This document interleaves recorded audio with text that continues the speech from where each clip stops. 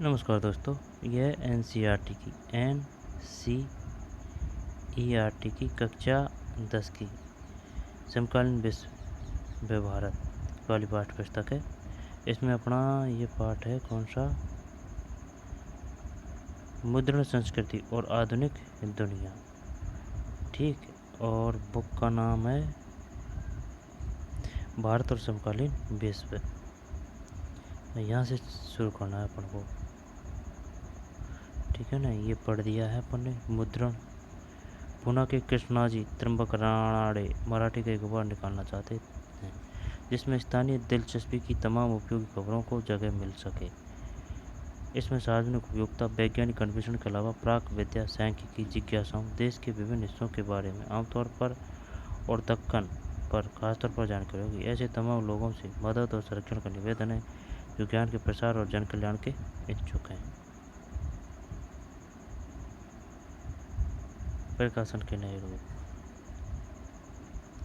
छापेखाने से नए तरह के लेखन के लिए भूख जागी। जैसे जैसे नए लोग पढ़ने लगे, छपे हुए पन्नों में अपनी ज़िंदगी, अपने तजुर्बे, अपने भोगे हुए रिश्तों को देखने की चाहत बलवती होती गई। यूरोप में विकसित उपन्यास नामक यह साहित्य विधा इन जरूरतों को पूरा करने में सक्षम थी। जल्दी ही इसने अपनी एक खास भारतीय शक्ल और शैली अख्तियार कर ली। अपने पाठकों को इसने अनुभव का नया संसार और मानव जीवन की विविधता का बोध प्रदान किया। दूसरी तरह की साहित्यिक विधाएं जैसे गीत, कहानियाँ, सामाजिक राजनीतिक मसलों पर लेख, ये सब पाठकों की दुनिया का हिस्सा बन गए। अपने अलग अलग तेवरों से उन्होंने इंसानी जिंदगी और भावनाओं और उन सामाजिक राजनीतिक नियमों पर बल दिया जिनसे इनका स्वरूप तय होता था। 19वीं सदी के अंत तक एक नई तरह की दृश्य संस्कृति भी आकार ले रही थी। छापेखाने की बढ़ती तादाद के साथ छवियों की कई नकलें या प्रतियां अब बड़ी आसानी से बनाई जा सकती थी। राजा रवि वर्मा जैसे चित्रकारों ने आम खपत के लिए तस्वीर बनाई। काठ की तख्ती पर चित्र उकेरने वाले गरीब दस्तकारों ने लेटर प्रेस छापेखाने के करीब अपनी दुकानें लगाई।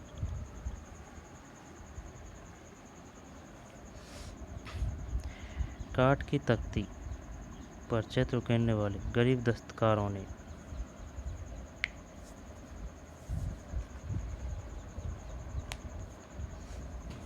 लेटर प्रेस छापेखानों के करीब अपनी दुकानें लगाई।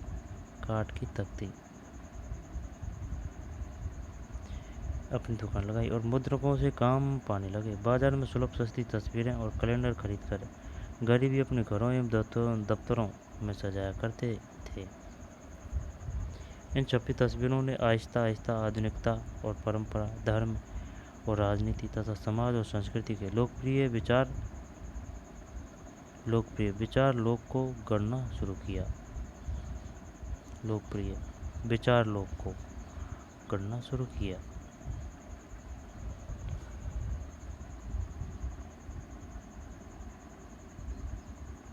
पेंटिंग है उस समय की।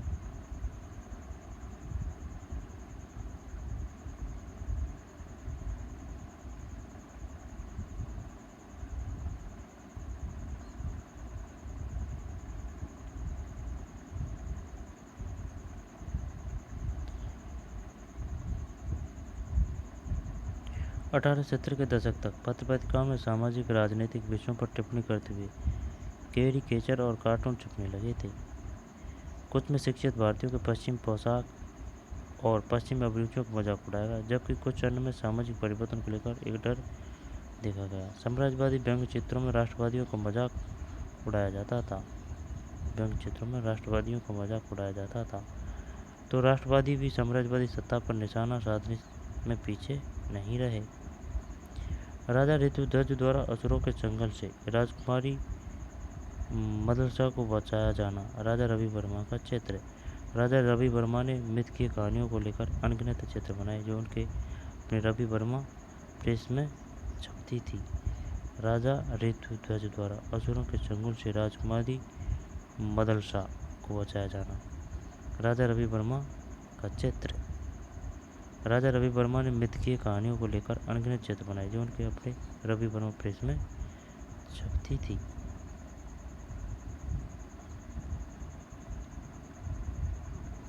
महिलाएं और मुद्रण। महिलाओं की ज़िंदगी और उनकी भावनाएं बड़ी साफ गोई और गहनता से लिखी जाने लगी। इसलिए मध्यम वर्गीय घरों में परिवारों को महिलाओं का पढ़ना भी पहले से बहुत ज़्यादा हो गया। ठीक है ना, इसलिए मध्यम वर्गीय घरों में महिलाओं को पढ़ना भी पहले से भी बहुत ज़्यादा हो गया। उदारवादी पिता और पति अपने यहाँ औरतों को घर पर पढ़ाने लगे और 19वीं सदी के मध्य में जब बड़े छोटे शहरों में स्कूल बने तो उन्हें स्कूल भेजने लगे। कई पत्रिकाओं ने लेखिकाओं को जगह दी और उन्होंने नारी शिक्षा की जरूरत को बार बार रेखांकित किया। उनमें पाठ्यक्रम भी छपता था और ज़रूरत के मुताबिक पाठ्य सामग्री भी, जिसका इस्तेमाल घर बैठे स्कूल शिक्षा के लिए किया जा सकता था। महिलाएं और मुद्रण।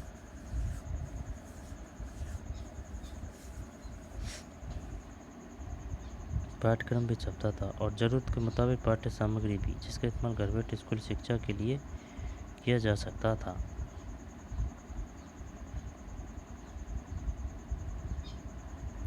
महिलाएं और मुद्रण।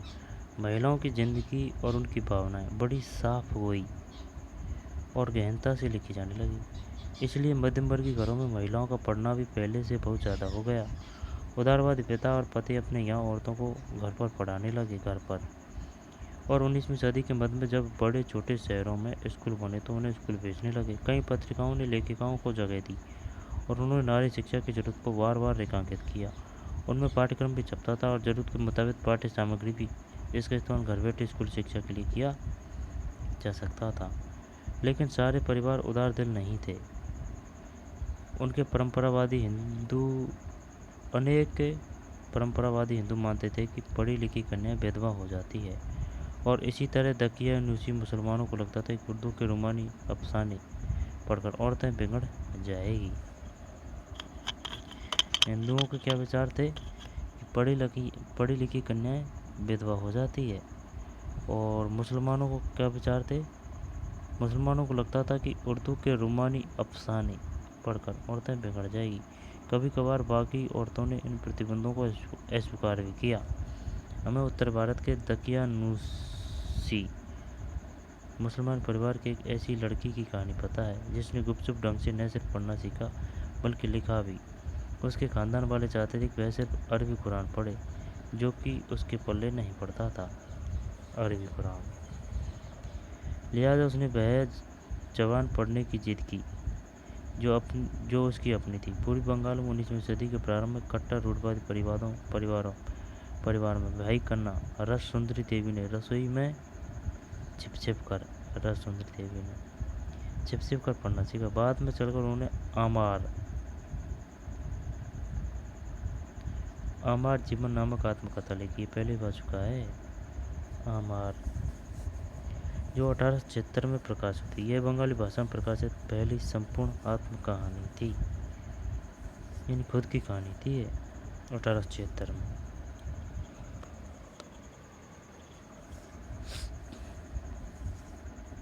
ये बताइए आमार किसकी कथा है, कहानी है? रस सुंदरी देवी की रचना है ये, रस सुंदरी देवी की, जो उसके खुद के ही जीवन पर आधारित आत्मकथा है। बंगाली भाषा में प्रकाशित पहली महत्वपूर्ण आत्मकथा कहानी थी 1876। चूँकि सामाजिक सुधारों और उपन्यासों ने पहले ही नारी जीवन और भावनाओं में दिलचस्पी पैदा कर दी थी, इसलिए महिलाओं द्वारा लिखी जा रही आप विधि के प्रति कुतूहल तो था ही।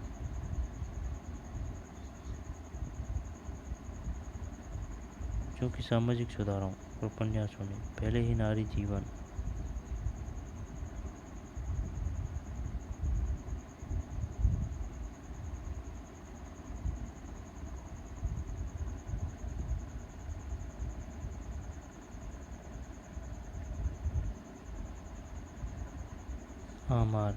क्योंकि सामाजिक सुधारों और उपन्यासों ने पहले ही नारी जीवन और भावनाओं में दिलचस्पी पैदा कर दी थी,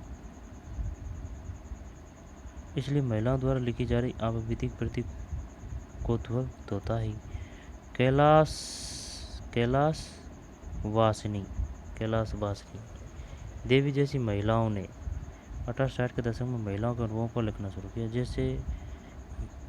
किया। कैसे भी घरों में बंदी और अनपढ़ बनाकर रखी जाती है, कैसे भी घर भर के काम का बोझा उठाती है, जिनकी सेवा भी करती है वहीं उन्हें कैसे धुतकारते हैं। आज जो महाराष्ट्र है वहाँ 1880 में के दशक में ताराबाई शिंदे और पंडित रमाबाई ने उच्च जाति की नारियों की दयनीय हालत के बारे में जोश और रोष से लिखा। ताराबाई शिंदे, पंडित रमाबाई 1880, कैलाश बासनी 1860 में। सामाजिक बंधनों में बंधी औरतों के लिए पढ़ने के क्या मायने थे। इस पर एक तमिल उपन्यास में एक औरत ने लिखा, बहुत सारे कारणों से मेरी दुनिया छोटी है। मेरे जीवन की आधी से ज़्यादा खुशियाँ किताबें पढ़ने से आई।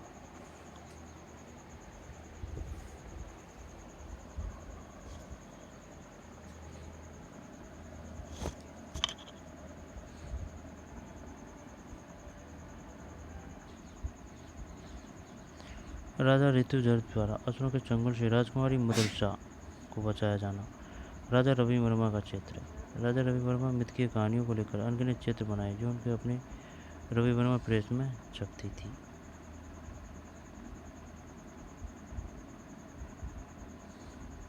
महिलाएं और मुद्रण।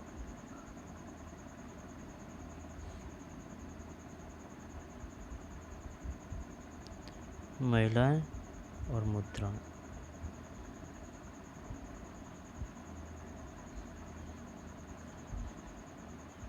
महिलाओं की जिंदगी और उनकी भावनाएं बड़ी साफ गोई और गहनता से लिखी जाने लगी। इसलिए मध्यम वर्गीय घरों में महिलाओं का पढ़ना भी पहले से बहुत ज़्यादा हो गया है ना।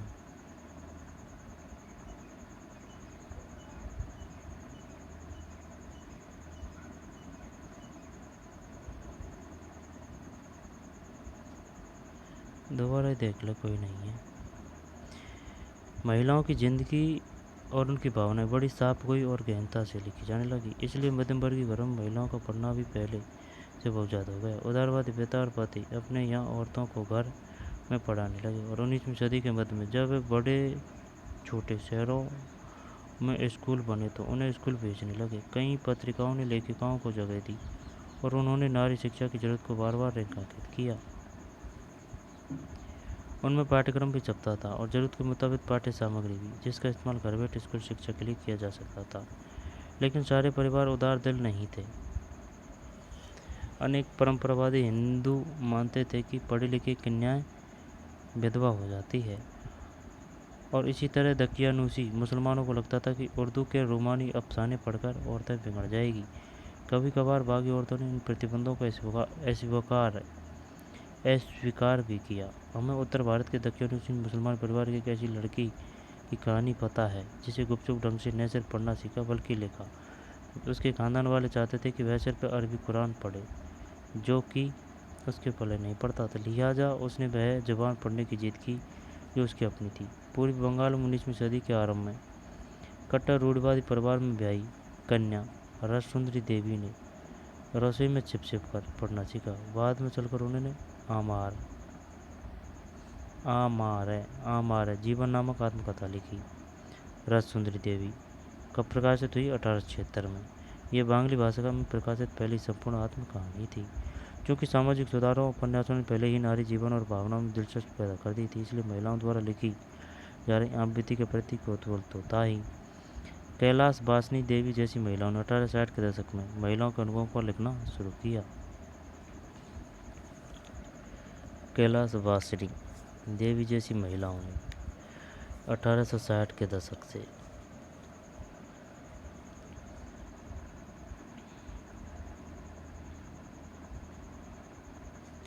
1860 के दशक से महिलाओं के अनुभवों पर लिखना शुरू किया। कैसे वे घरों में बड़ी और अनपढ़ बनाकर रखी जाती थी, कैसे वे घर भर के काम का बोझ उठाती है और जिनकी सेवा भी करती है, वहीं उन्हें कैसे धुतकारते हैं। आज जो महाराष्ट्र है वहाँ 1880 के दशक ताराबाई शिंदे पंडित रमाबाई ने उच्च जाति की नारियाँ कैलाश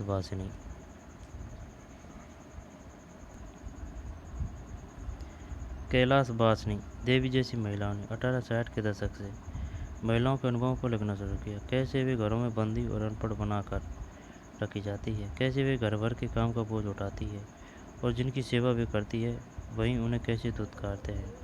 आज जो महाराष्ट्र है वहाँ 1880 के दशक में ताराबाई शिंदे और पंडित रमाबाई ने उच्च जाति की नारियों की दलील दयनीय हालत के बारे में जोश और रोष से लिखा। उच्च जाति की नारियों की दयनीय हालत के बारे में जोश और रोष से लिखा। कैलाश वासनी देवी जैसी महिलाओं ने 1860 के दशक से महिलाओं के अनुभवों पर लिखना शुरू किया।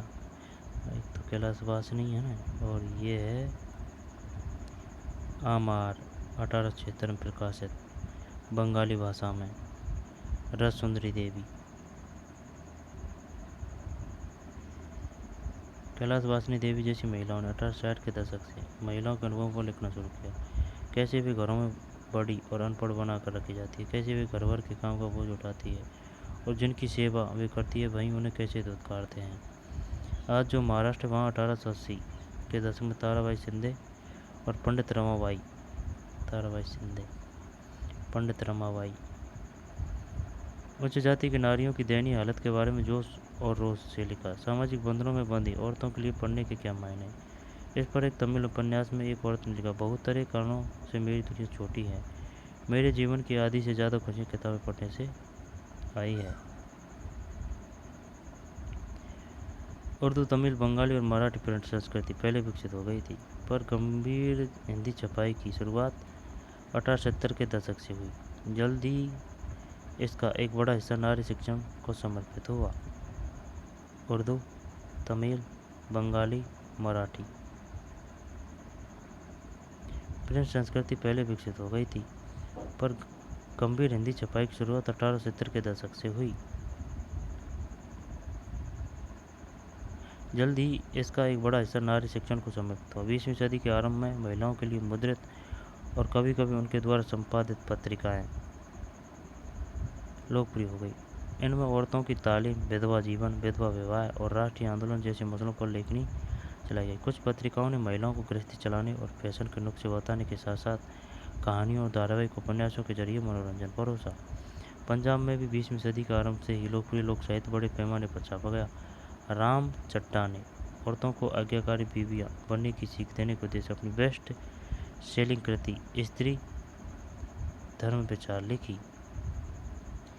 खालसा ट्रस्ट सोसाइटी, खालसा पुस्तिका सभा, खालसा ट्रस्ट सोसाइटी, खालसा पुस्तिका सभा ने इसी तरह के संदेश देते हुए सस्ती पुस्तिकाएं छापी।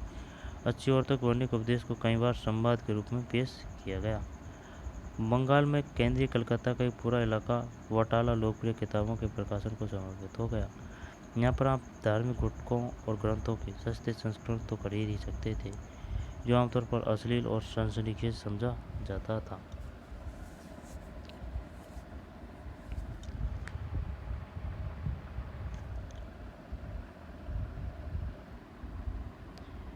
पंजाब में 20वीं सदी के आरंभ से ही लोकप्रिय लोक साहित्य बड़े पैमाने पर छापा गया। राम चड्ढा ने औरतों को आज्ञाकारी बीवियाँ बनने की सीख देने को उद्देश्य अपनी बेस्ट सेलिंग कृति स्त्री धर्म विचार लिखी। खालसा ट्रस्ट सोसाइटी, खालसा पुस्तिका सभा ने इसी तरह के संदेश देते हुए सस्ती पुस्तिकाएं छापी। अच्छी औरतें बनने के उपदेश को कई बार संवाद के रूप में पेश किया गया। बंगाल में केंद्रीय कलकत्ता का एक पूरा इलाका बटाला लोकप्रिय किताबों के प्रकाशन को समर्पित हो गया। बंगाल के केंद्रीय कलकत्ता का एक पूरा इलाका बटाला लोकप्रिय किताबों के प्रकाशन को समर्पित होगा। यहाँ पर आप धार्मिक गुटकों और ग्रंथों के सस्ते संस्करण तो खरीद ही सकते थे, जो आमतौर पर अश्लील और सनसनीखेज समझा जाता था। एक मिनट, यहाँ से ले दोबारा ले लें।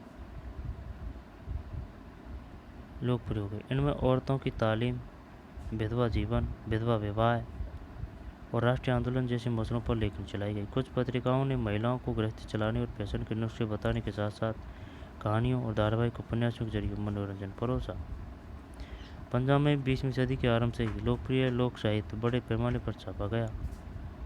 राम चड्ढा ने औरतों को आज्ञाकारी बीवियाँ बनने की सीख देने के उद्देश्य अपनी बेस्ट सेलिंग कृति स्त्री धर्म विचार लिखी। खालसा ट्रस्ट सोसाइटी, खालसा पुस्तिका सभा ने इसी तरह के संदेश देते हुए सस्ती पुस्तिकाएं छापी। अच्छी औरत बनने के उपदेश को कई बार संवाद के रूप में पेश किया गया।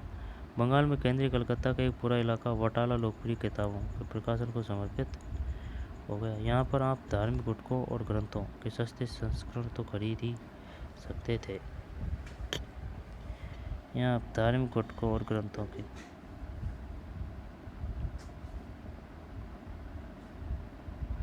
बटाला, जो आमतौर पर अश्लील और सनसनीखेज समझा जाता था, वह भी उपलब्ध था। 19वीं सदी के अंत तक ऐसी बहुत सारी किताबों पर काठ की तख्ती और लिथोग्राफी रंगों की मदद से प्रचुर मात्रा में तस्वीरें उकेरी जा रही थी। फेरी वाले बटाला के प्रकाशन को लेकर घर घर घूमते थे, जिससे महिलाओं को फुर्सत के वक्त मनपसंद किताब पढ़ने में सहूलियत हो गई।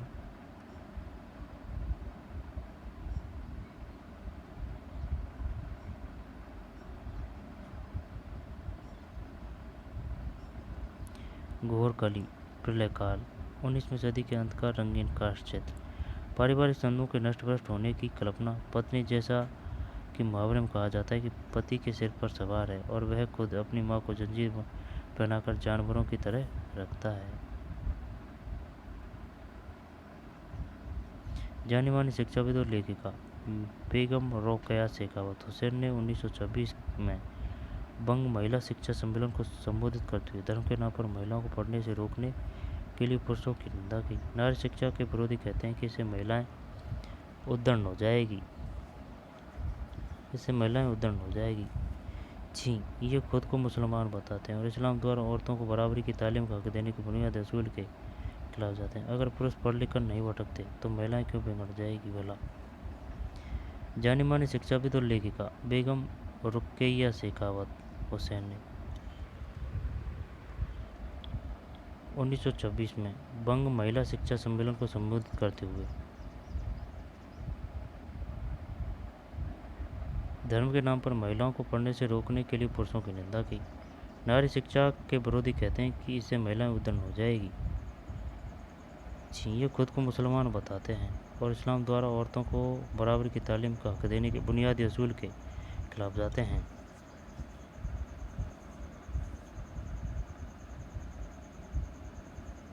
धर्म के नाम पर महिलाओं को पढ़ने से रोकने के लिए पुरुषों की निंदा की।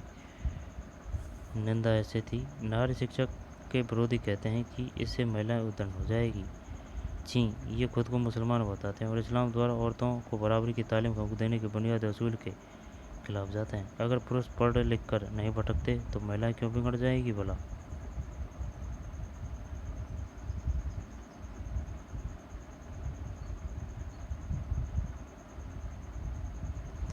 प्रिंट और गरीब जनता,